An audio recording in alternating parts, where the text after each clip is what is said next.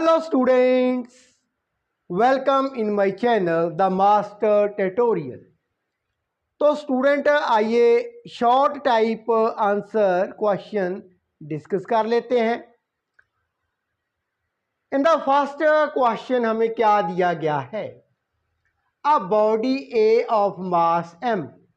आप क्या देख रहे हैं, एक बॉडी जिसका name that is a, mass capital M। आगे, while falling vertically downwards under gravity।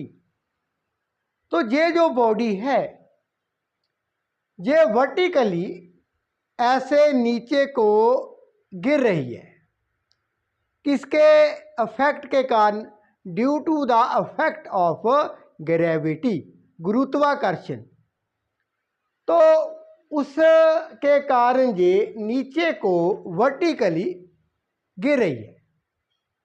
आगे क्या होता है, ब्रेक्स इनटू टू पार्ट्स।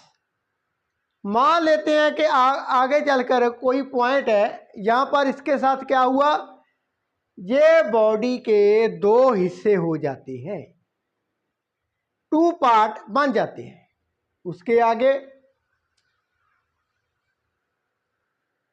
अब बॉडी बी, एक टुकड़े का नाम बॉडी बी है, ये रही बी, उसका मास कितना है, that is a capital M/3। जो दूसरा बॉडी का जो दूसरा पार्ट है उसका name that is C and mass 2M/3।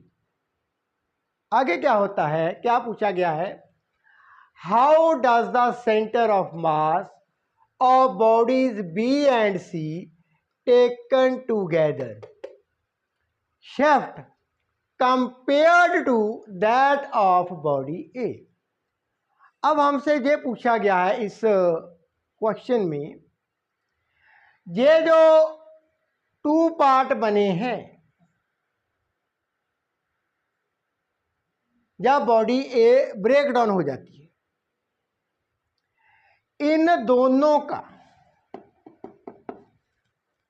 यदि हम सेंटर ऑफ मास दोनों बॉडीज का टेकन टुगेदर मानकर चलें, दोनों का सेंटर ऑफ मास, वो सेंटर ऑफ मास का पाथ क्या होगा, वो किस तरफ शिफ्ट होगा, किसके कंपैरिजन, कंपेयर्ड टू बॉडी ए। अब स्टूडेंट इसमें देखिए आप,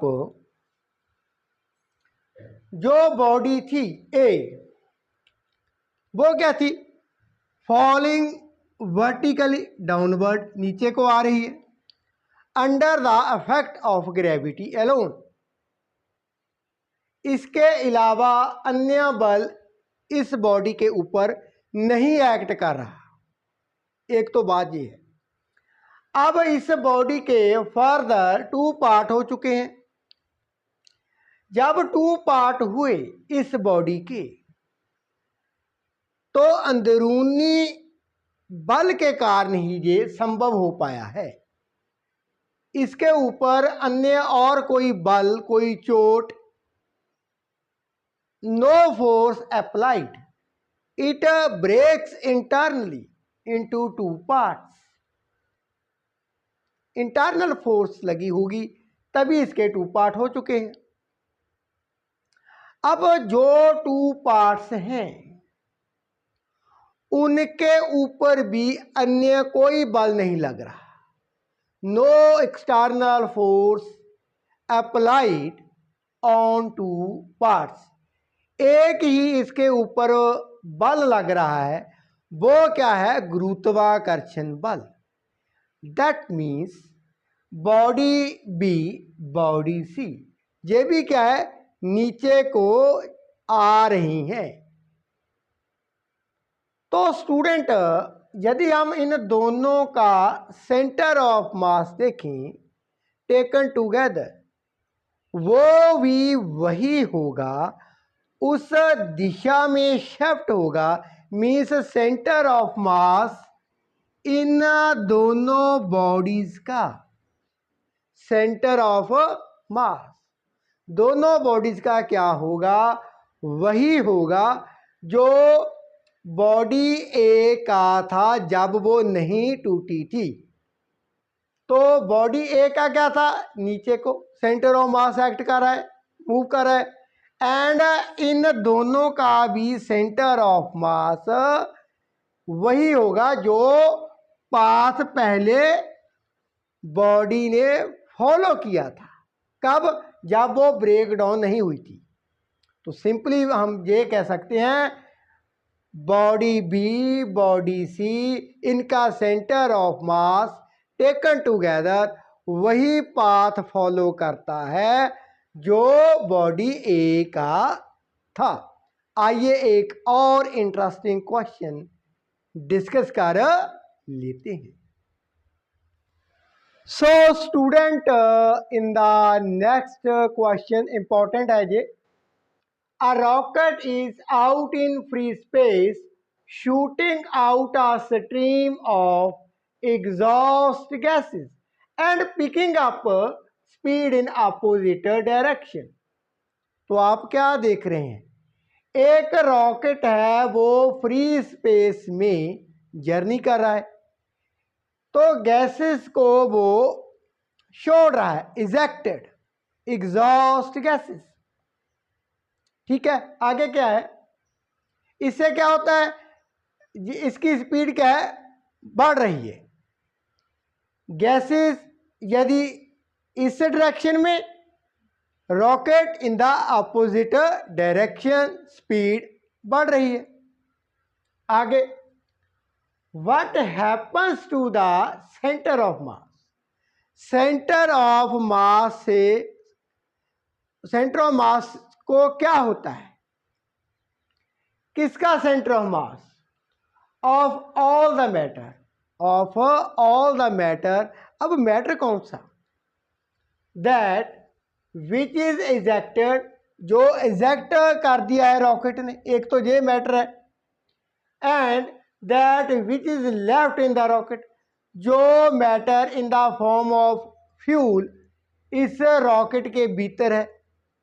एक तो भीतर है, एक उसने क्या है, in the form of exhaust gases, बाहर को रिलीज कर दिया है मैटर। अब भीतर का एंड बाहर का जो मैटर है, इसके सेंटर ऑफ मास से को क्या होता है, मीन्स सेंटर ऑफ मास क्या होगा, उसके साथ क्या हैपन होता है, वो हम अब डिस्कस कर लेते हैं। तो स्टूडेंट, सबसे पहले तो ये देखें, ये जो रॉकेट है इन द फ्री स्पेस, ये फ्री स्पेस में है। फ्री स्पेस का मीनिंग क्या है, यहां पर जो इजेक्टेड गैसेस है, एग्जॉस्ट गैसेस, एंड जो मैटर इसके भीतर है, वो क्या बना रहा है, आइसोलेटेड सिस्टम, आइसोलेटेड सिस्टम। अब आप जानना चाहेंगे what is meaning of isolated system. That means no external force acting on it, no external, कोई भी बाहरी, अन्य बाहरी बल, no external force act on it, तो कोई बाहरी बल तो नहीं लग रहा। सिस्टम इज आइसोलेटेड बिकॉज जो रॉकेट है जर्नी कर रहा है इन द फ्री स्पेस। अब स्टूडेंट, जब बाहरी बल नहीं लग रहा, तो यहां पर हम न्यूटन की बात करेंगे। न्यूटन क्या कहता है, force equal to mass into acceleration. यहां पर जो मैं मास की बात कर रहा हूं वो क्या है, मैटर। कौन सा मैटर, एक तो इजेक्टेड गैसेस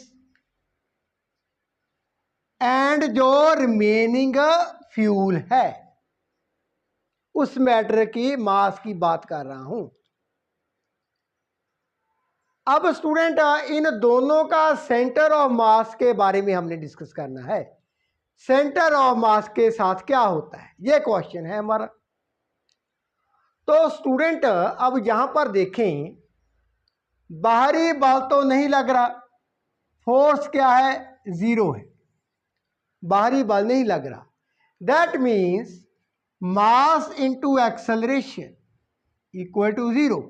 मास तो जीरो नहीं हो सकता, ये क्वांटिटी तो जीरो नहीं है, बिकॉज फ्यूल भीतर भी प्रेजेंट है in the form of exhaust gases, ये मैटर भी मौजूद है, प्रेजेंट है।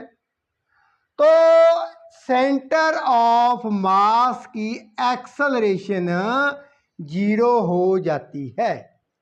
Taken together exhaust gases as well as जो फ्यूल इजेक्टेड, जो मैटर इजेक्टेड नहीं हुआ in the form of fuel, तो इनका सेंटर ऑफ मास उसकी एक्सेलरेशन, दैट मीन्स द